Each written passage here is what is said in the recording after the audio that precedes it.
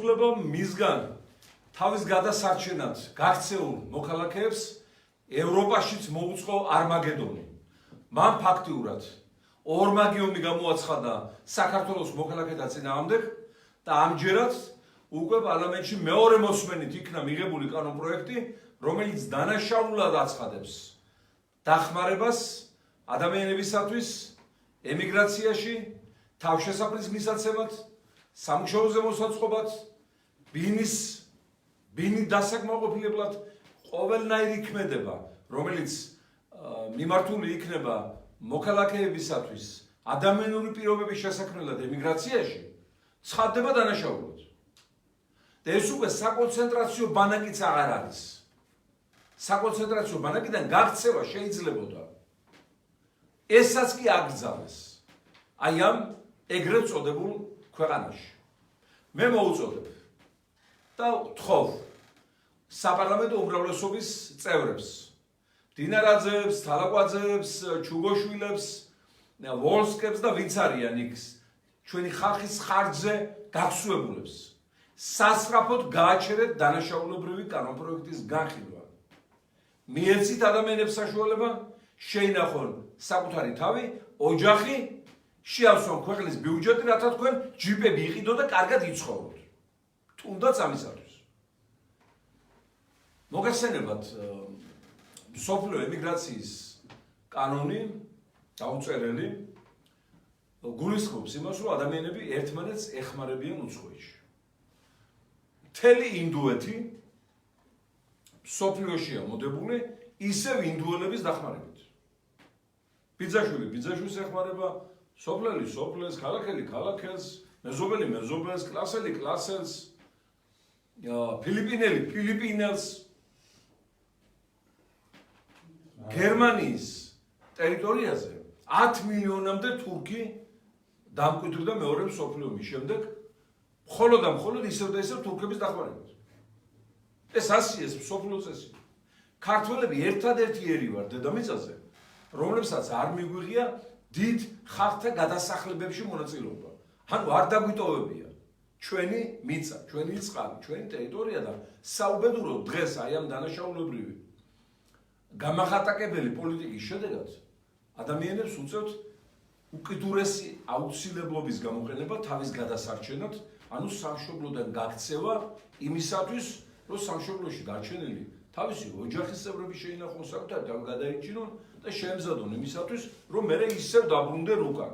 მე დარწმუნებული ვარ, ქართული ემიგრაციის უდიდეს პროცენტს არ აქვს განსაზღვრული დიდხანს უცხოეთში დარჩენა და იქ დაფუძნება. იძულებითი ნაბიჯი ეს, იძულებითი.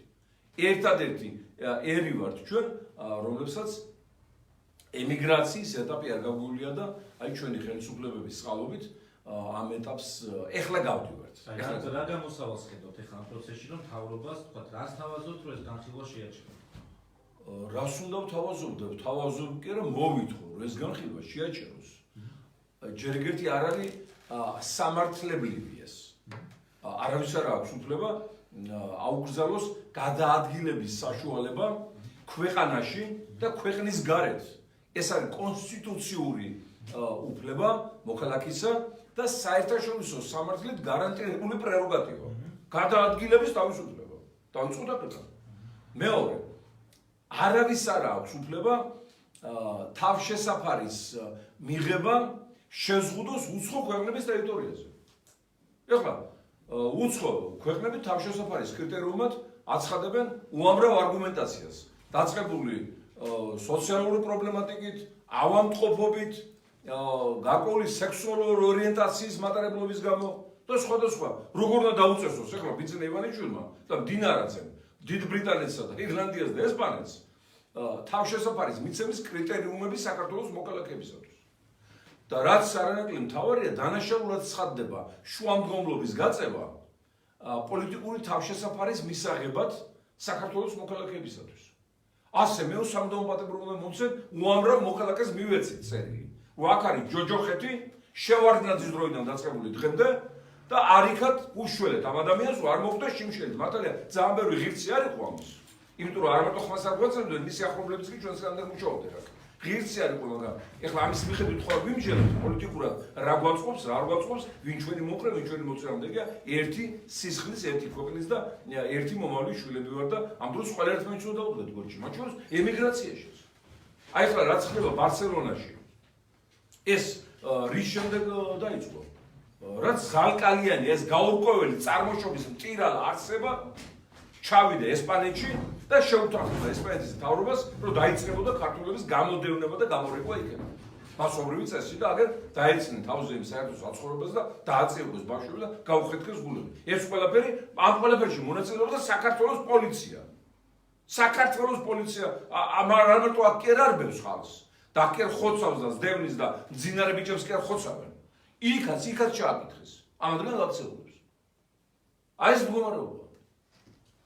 და ეს ყველაფერი არის იმათ სინდიზე, ვინც ხმამისსა ივანიშვილს და ქართულ ოცნებას. კიდევ ერთხელ. იმათ სინდიზია ეს ყველაფერი. თუ არ შეერჩერეს ეს კანონი ხალხის გამოსვლა საჭიროა ივანიშვილის დამხობა. მაგრამ ვერ გაიგო ეს.